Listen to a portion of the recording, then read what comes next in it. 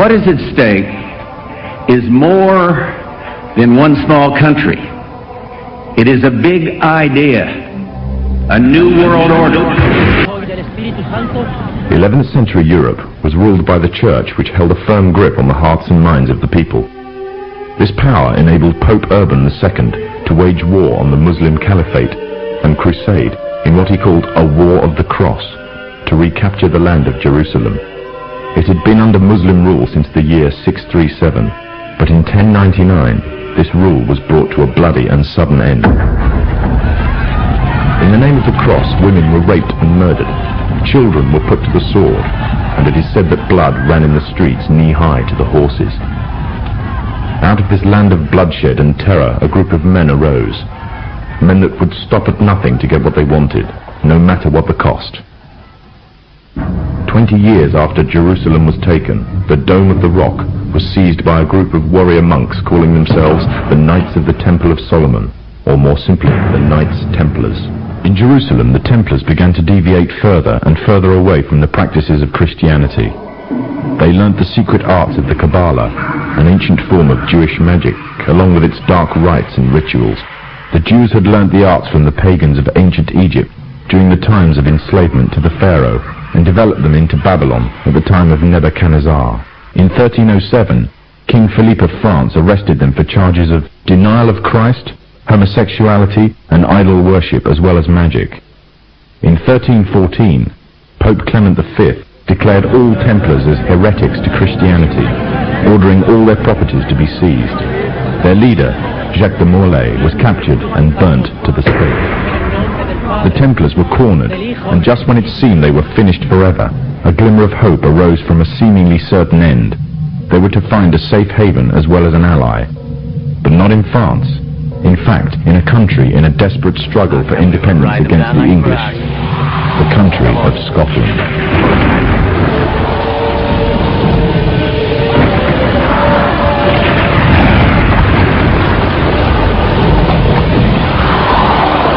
For some, Scotland's hope of independence had died with the death of William Wallace.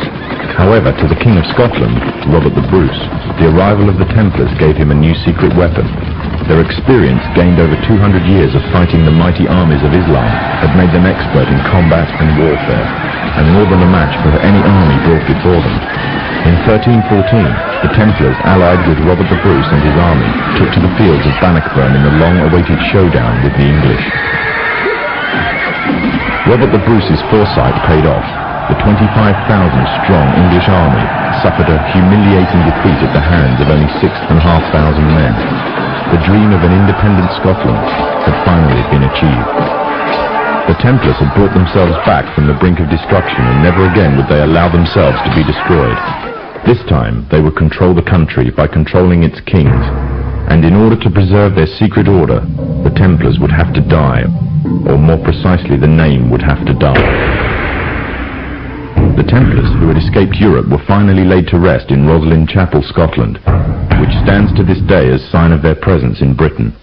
Their descendants became the true power of Scotland. In 1603, the death of Queen Elizabeth I left England without an heir to the throne. By virtue of descent, King James V of Scotland became King of England. In doing so, Scotland and England joined to form a new kingdom, and the power that the Templars held over Scotland spread to give them a firm grip on the whole of Great Britain. For over 100 years, the Templars concealed their activities, fading into the background until they were little known and little remembered. However, they did not cease to keep a firm grip on Britain. All the time they were planning, regrouping, and infiltrating positions of power in all corners of the kingdom. In 1717, the Templars made their reappearance in Europe. They had grown in both number and strength, and were now ready to coin a new identity, free from their reputation of the past, and given credibility by none other than the monarchy and aristocracy of England. And the name they chose for themselves was a name that will be known by many, but understood by a few. This new name, the Freemasons. New identity and the grandeur of its members afforded the Masons with respect and dignity. The first royal member of the Freemasons was Frederick, Prince of Wales. The latest members include Prince Philip, the Duke of Edinburgh, and consort to the current Queen of England, Elizabeth II, who herself is a grand patron to the Masons. However, behind closed doors, the Freemasons were free to indulge in the secret rites and rituals handed down to them by their ancestors, and these became the basis of their levels of membership, called degrees. The Freemasons were not content with power in Britain alone. Their ambitions were far greater. In the years to come, the world would witness Europe and America being plagued by wars and revolutions, each more devastating than the other. However, these would not be as commonly believed, the spontaneous effects of a downtrodden people, but in fact schemes created by the exclusive feud driven by hunger for absolute power. All this would take place from the very country from which they had fled centuries earlier, and would come to the base for their global domination. A young soldier by the name of Napoleon Bonaparte was about to lead France into a bloody war with Europe, and instead of dancing to the Masonic tune, Napoleon declared himself the Emperor of France. Napoleon was forced to abdicate from his throne in 1814 and was exiled to the island of Corsica. However, in 1815, Napoleon arrived in Paris again, raising a new army ready for a fresh war in Europe. The Masons had a big problem on their hands. Britain and her Masonic allies could not afford to maintain a long-term war against Napoleon without risking bankruptcy. Help came from an unlikely source. Nathan Rothschild was the head of a leading banking family, but because of their status as Jews, they were forced to work from the shadows of others. Rothschild seized the opportunity to liberate his people and offered a loan, demanding in return recognition of the Jews as equals to their European counterparts, and the right to openly do business.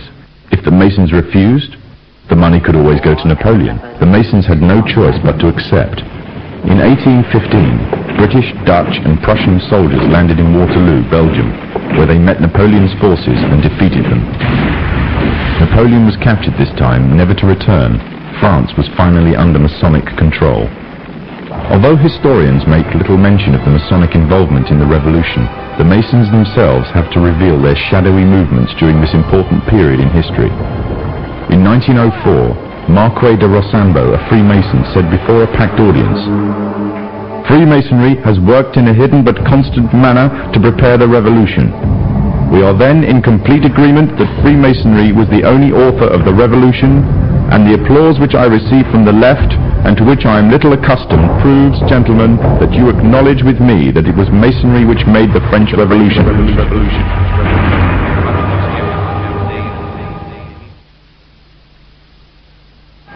When the so-called founding fathers of America landed on Plymouth Rock, not only did they bring with them disfranchised people, they also brought the Freemasonic elements of Europe. The injustices which the fathers of America were escaping from in Europe was also to be found in the new land, in the form of a tyrannical British regime. In order to gain complete dominance of the new state, the Masons used the same methods to gain control of France. Although the British monarchy was run by the Masons, the American War of Independence was a necessary action, and the people involved in the war were expendable for the Masons to fulfill their dream. The emotions of the people were manipulated into anger, and just like France, anger turned into war. This time, however, previous mistakes would not be repeated. The near defeat the Masons faced against Napoleon and his army in Europe taught the Masons a lesson. Any forthcoming leaders of the resistance must follow the Masonic agenda. The best way to do this was to ensure the leader himself was a Mason, and the leader who took the war to the British was none other than George Washington. On the 4th of July 1776, the Declaration of Independence was made. On the 17th of October 1781, the British were finally defeated and surrendered the colonies to the Americans, and the world's first Masonic state was born, a nation that would represent Masonry in every way. A sign of the Masonic presence in America is plainly visible on the dollar bill, which carries a picture of George Washington, the first Freemasonic president in the world, and a picture of the Freemasonic symbol of the so-called all-seeing one eye.